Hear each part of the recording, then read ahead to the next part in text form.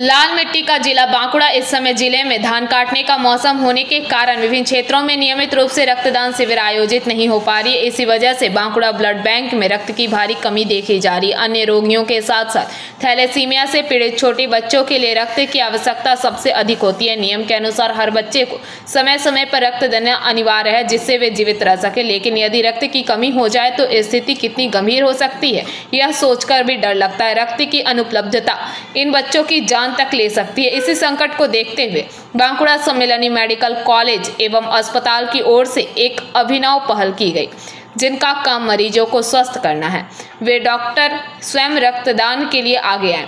सिर्फ डॉक्टर ही नहीं बल्कि मेडिकल कॉलेज के नर्सिंग छात्र छात्रा और अन्य कर्मचारी भी इस कार्य में शामिल हुए। यहाँ तक कि बांकुड़ा जिले के अतिरिक्त जिलाधिकारी संजय पाल भी स्वयं रक्तदान करने पहुंचे। যে এই যে আপদকালীন সংকট হয়েছে, বিশেষ করে আমাদের ধান রোয়ার সময়, ধান কাটার সময় আমাদের যে সংকটগুলো হয় এখানে ব্লাড ব্যাংকে, আপনারা জানেন যে আমাদের ব্লাড ব্যাংক প্রায় 150 মতো সপ্তাহে, তাই তো সপ্তাহে 150 মতো থ্যালাসেমিয়া বাচ্চা আমরা ব্লাড ক্যাটার করি, তাদের দেওয়া হয় এবং এই রক্তের উপরে সেই বাচ্চাগুলি কিন্তু বেঁচে আছে।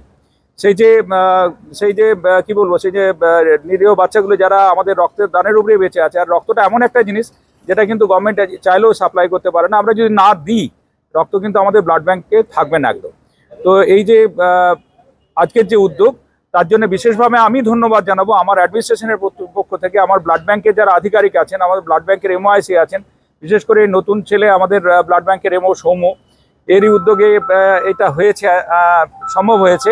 আমরা ভবিষ্যতে এই ধরনের ক্যাম্প করব, আমাদের আশা আছে।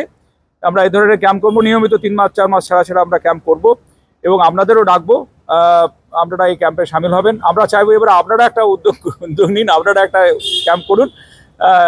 তাতে করে আমরা সবাই মিলে যদি প্রচেষ্টা করি তাহলে আমরা এই যে সংকটগুলো হয়, সেই সংকটগুলো আমরা মেটাতে সক্ষম হব। দেখা গেছে সাধারণ মানুষের যেমন রোগীদের রক্ত লাগে, তাতেই থ্যালাসেমিয়ার যারা বাচ্চা রয়েছে তাদের জন্য এই সময় রক্ত সংকট। আপনি নিজে দেখলাম একজন প্রশাসনিক আধিকারিক হয়ে সেই রক্ত সংকট মেটাতে কি বার্তা দেবেন? না, শুধু আমি না, আপনি দেখলেন এখানে নার্সিংয়ের মেয়েরা আছে, এমবিবিএস যারা ছাত্র তারাও আছে। এটা আমাদের এমএসপি সাহেবের উদ্যোগে একটা আয়োজিত হয়েছিল, যাতে এটা মিটে যায়। প্রত্যেকের সমাজের প্রত্যেকের এগিয়ে আসা উচিত, যাতে রক্তদান করে আমরা অন্তত ওই বর্গের ছেলে মেয়েদের ঠিকঠাক সুস্থ জায়গায় ফিরিয়ে দিতে পারি।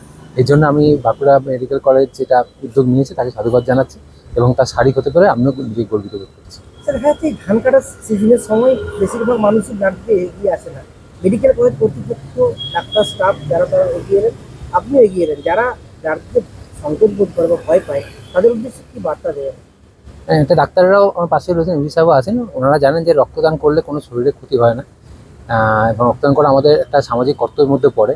এখন পশ্চিমবঙ্গ সরকার আপনারা পেছনে দেখতে পাচ্ছেন, এই জন্য মোবাইল ভ্যানের ব্যবস্থা করেছে, যাতে যদি কারো সময় না থাকে সেখানে গিয়েও আমরা রক্ত নিতে পারি, সেই ব্যবস্থাটা করা আছে। তো আশা করি যেভাবে সমাজের প্রত্যেকে লোক এগিয়ে আসছে, সবার সম্মিলিত উদ্যোগে আমরা এই যে থ্যালাসেমিয়া নামক রোগটিকে অনেকটা দূরীভূত করতে পারবো এবং যে সামগ্রিক যে রক্তের সংকট সেটাকে মেটাতে পারবো। बांकुड़ा से अनुप्राय की रिपोर्ट, पीवीटीवी न्यूज़।